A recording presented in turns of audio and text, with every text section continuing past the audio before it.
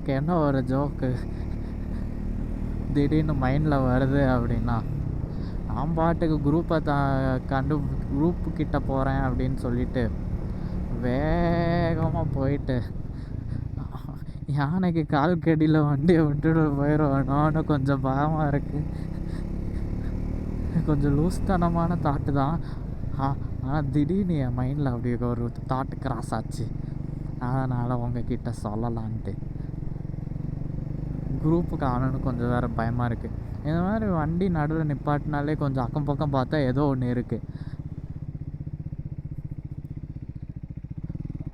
அவர் ஏன் நிப்பாட்டினார் தெரியலை. மேபி இங்கே காரில் வந்தால் இன்னும் நல்லா இருக்கும்னு நினைக்கிறேன். அப்படியே மெதுவாக 2 பக்கமும் பார்த்துட்டு. இங்கே என்னோடய ஃபுல் ஃபோக்கஸ் வந்து ரோட்டில் தான் இருக்குது. ஸோ அங்கே எங்கேன்னு பார்க்குறதுக்கு கொஞ்சம் கஷ்டமாக இருக்குது. ப்ளஸ் மழை வேறு வருதா. நம்ம மழை வந்து கொஞ்சம் ரோடு வெட்டாக இருந்துச்சு அப்படின்னா என் கான்ஃபிடென்ஸ் அப்படியே டாப்புன்னு கீழே இறங்கிடும். அதனாலேயே எனக்கு கொஞ்சம் பயம்.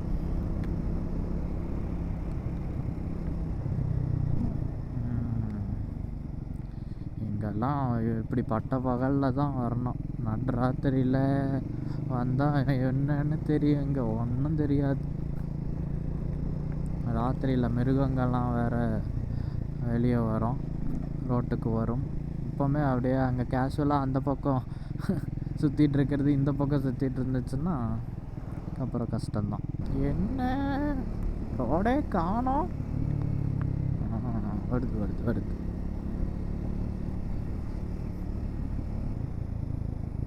இங்கேயா நிப்பாட்டிருக்காங்க?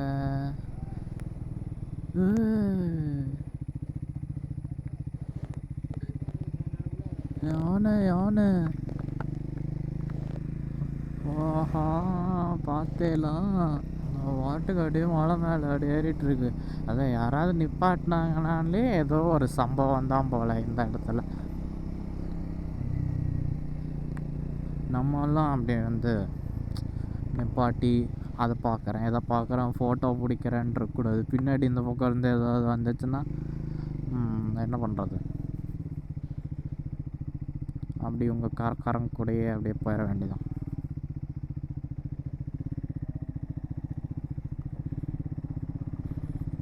அது இந்த மலையில் நம்மளே கிரிப்பாக நிற்க முடியுமான்னு தெரில. அவர் ஜம்முன்னு நின்றுட்டுருக்கார்.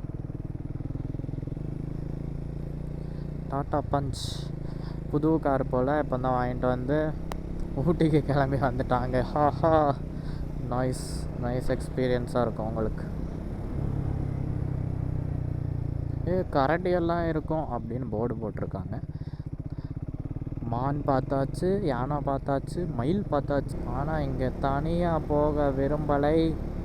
பின்னாடியோ முன்னாடியோ யாரோ இருக்கணும். நான் பாட்டுக்கு நான் ரோட்டை மட்டும்தான் பார்த்து ஓட்டுவேன். ஆனால் சைடில் ஏதோ ஒன்று இருக்குது. நமக்கு பில்லி எனக்கும் கொடுத்து வைக்கலை. அது அங்கே பாரு இங்கே பாரு அது வருது இது வருதுன்னு சொல்கிறதுக்கு நமக்கு நம்ம மட்டும்தான் சொல்லணும்.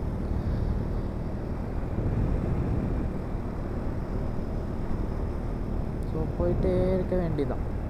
ஃபுட்டேஜும் எப்படி இருக்கும்னு தெரில. வாட்டர் ட்ராப்லெட்ஸ் எல்லாம் இருந்தால் நல்லாவே இருக்காது. ஃபுல்லாக வாட்டர் ட்ராப்லெட்ஸ் தான் லென்ஸில். இதுதான் பிரச்சனை. நான் வந்து ப்ரொஃபஷ்னல் கிடையாது. எப்போவோ ஒருக்கா அப்படி வர்றதை எடுத்து வீடியோ போட்டுட்ருக்கேன். ஸோ நிறையா மிஸ்டேக்ஸ் பண்ணுறேன்.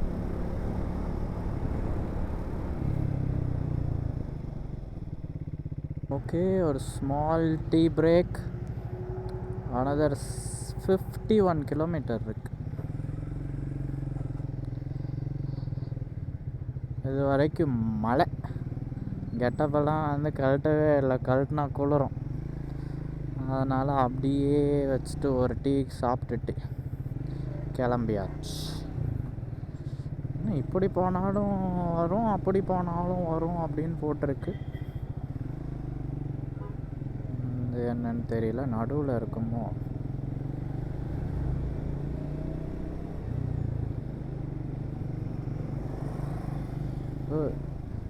ரசாமா வாடா அப்படின்னு சொல்லிட்டு போகிறாரு. ஓகே, கரெக்டு தான். அப்புறம் மணி ஆச்சு, போகணும்ல.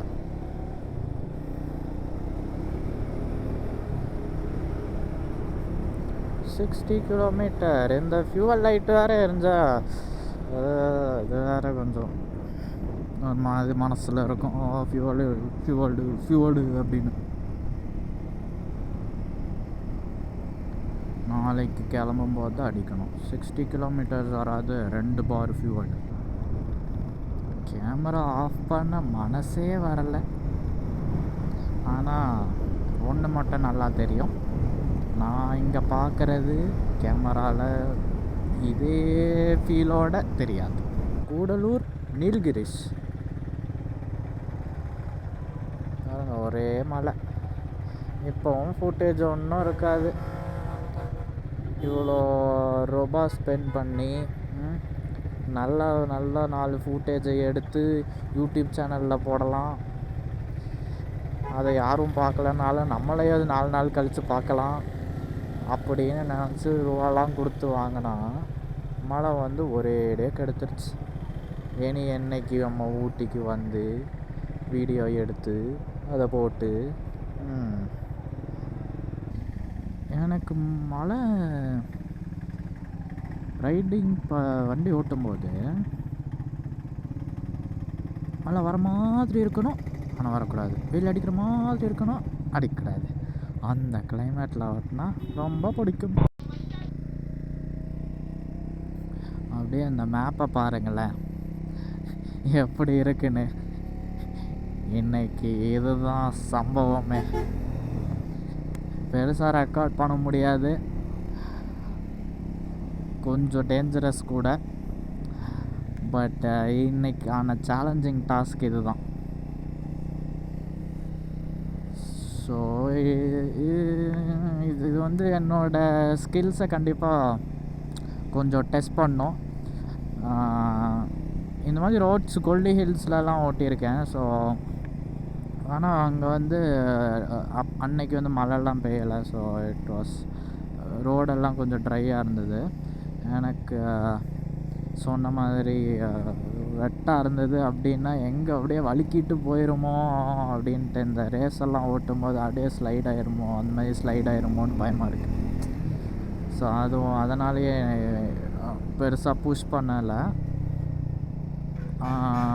பட் ஆனால் கான்ஃபிடெண்ட்டாக ஓட்ட ட்ரை பண்ணிகிட்ருக்கேன். ஸோ அப்படியே பயந்து ஓட்டக்கூடாது. ஸோ ஏன்னா அப்படியே பயந்துட்டு நடந்துருமோ அப்படின்னா அது நடந்துருமாமா ஏதோ ஒரு லாப்படி. ஸோ அதனால் நான் அப்படி ஓட்ட போகிறதில்ல, கொஞ்சம் கான்ஃபிடெண்ட்டாக ஓட்ட போகிறேன். இங்கே அழகாக சிக்னல்லாம் கொடுத்துட்றாங்கப்பா. இந்த மாதிரி எல்லோரும் இருந்துட்டாங்கன்னா நல்லாயிருக்கும் ஓட்டுறதுக்கு. சிக்னல் கொடுத்துட்டாங்கன்னு பேன்னு போய் எங்கேயாவது விட்டுறக்கூடாது, ஒழுங்காக ஓட்டணும். ப்ளஸ் இந்த வெட் சர்ஃபேஸ் ஒன்று, அப்புறம் பில்லியன் இருந்தால் ஒன்று. பில்லியன் எடுத்தால் ஒரு அமைச்சர் ஓட்டுற மாதிரி தான் ஓட்டிகிட்ருப்பேன். இது ஏதோ வந்து நேற்றோ இன்றைக்கோ தான் வந்து வண்டி ஓட்ட ஆரம்பித்த மாதிரியும் பெரிய எக்ஸ்பீரியன்ஸ் இல்லாத மாதிரியும் அப்படின்னு தான். இப்போவும் பெருசாலாம் ஒன்றும் இல்லை, இருந்தாலும் அது புரியும்னு நினைக்கிறேன். அந்த மாதிரி தான் ஓட்டிகிட்ருப்பேன். அது தெரில, மேபி அவங்கள எதுக்கு நம்ம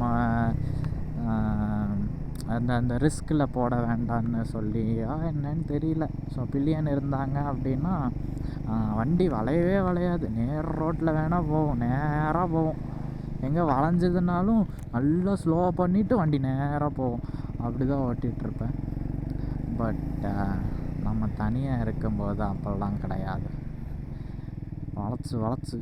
வளைச்சு அப்படியே தலையை அப்படியே திருப்பி அப்படியே போகிறது. ஓகே, அப்படியே இது another 47 kilometers. ஸோ கன்சிஸ்டண்ட்டாக ஓட்டணும். அழகாக ப்ரெடிக்ட் பண்ணி ஓட்டணும். ஸோ கான்ஃபிடெண்ட்டாக ஓட்டணும். ஸோ அப்படி திருப்பி இதை சொல்லி தான் ஓட்ட போகிறேன். இவங்க வெட் சர்ஃபேஸ் அப்படின்னு சொல்லிட்டு ஓட்டிகிட்டு இருந்தாருன்னு வச்சுக்கோங்க, முடிச்சு விட்ருவாங்க. நம்ம முடிச்சு விட வேண்டியது இல்லை, யூனிவர்ஸ் நம்மளை முடிச்சு விட்றோம். நீ தானடா மேனிஃபெஸ்ட் பண்ணுற, கொடுத்துட்றேன் உனக்கு அப்படின்னு. நம்ம நல்லதாக என்னென்னமோ மேனிஃபெஸ்ட்லாம் பண்ணுவோம், அதெல்லாம் நடக்காது. இந்த மாதிரி கெட்ட விஷயத்தை மேனிஃபெஸ்ட் பண்ணும்போது ஓ தாராளமாக இதானே வேணும், ஈஸி எனக்கு அப்படின்னு கொடுத்துரும். ஸோ அதனால் கஷ்டமாக இருந்தாலும் நல்லதவே மேனிஃபெஸ்ட் பண்ணும். இதில் எனக்கு இன்னொரு பிரச்சனை என்னென்னா, நான் கிளாஸ் போடுவேன்னா அந்த கிளாஸ் வந்து ஆன்டி ஃபாகெல்லாம் கிடையாது. மெதுவாக ஓட்டுனா ஃபாக் ஆகிடுது. ஸோ ஃபாக் ஆச்சு அப்படின்னா என் விஷன் கம்மியாகிடுது. ஸோ அப்போ என்ன பண்ணணும், சேஃப்டி தானே முக்கியம். ஃபாக் போகணுன்னா வேகமாக போனால் தான் எனக்கு இப்போ சேஃபு. எப்படி நிஜமாக அப்படி தான். இது யாராவது எக்ஸ்பீரியன்ஸ் பண்ணியிருந்தீங்கன்னா அப்படியே கமெண்ட்டில் சொல்லுங்கள்.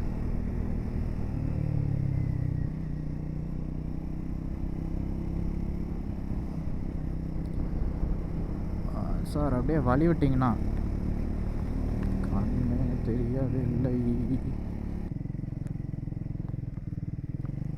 வாவ், இந்த மரம்லாம் பாருங்களேன் எவ்வளோ பெருசாக இருக்குது. ரொம்ப வருஷம் இருக்கும்ல அவ்வளோ பெருசாக வளர்கிறதுக்கு. என்ன மரம்னு தெரியல. நடு ரோட்டில் வேறு வந்து இந்த ஃபோட்டோ எடுத்துகிட்ருக்காங்க. நான் மேலே பார்த்துட்டு வண்டி ஓட்டிகிட்ருக்கேன். So very dangerous. நடு ரோட்டில் ஓட்டாதீங்க, அவரோட மேலே பார்த்துட்டு வண்டி ஓட்டாதீங்க. லைட்டாக அப்படியே டக்குன்னு பார்த்துட்டு திரும்பி கீழே பார்த்துக்கோங்க. அவர் என்ன பண்ணுறது, நின்று அப்படியே ரசிச்சுட்டே இருக்கணும் அப்படின்னு தோணுது இந்த மாதிரி இடத்துல. அப்படி நின்று போனால் அப்புறம் ஊர் போய் சேர முடியாது, அதுவும் இருக்குது. அப்படியே அதனால் அப்படியே வீடியோ ஆன் பண்ணிவிட்டு அப்படியே மெதுவாக ஓட்டிட்டு அப்புறம் வீட்டுக்கு போய் பார்த்துக்க வேண்டியதான். வா, அப்படியே வேறு ஏதோ ஒரு உலகத்தில் வர மாதிரி இருக்குது. அந்த மேகம் நம்ம ஆட்கள் தான்.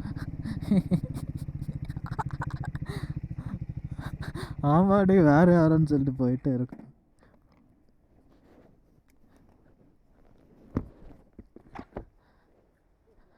Sir, I was like, wow, it is a very nice environment. Oh, like us, like I'm thinking someone else also thinking to stop, and then I'm going.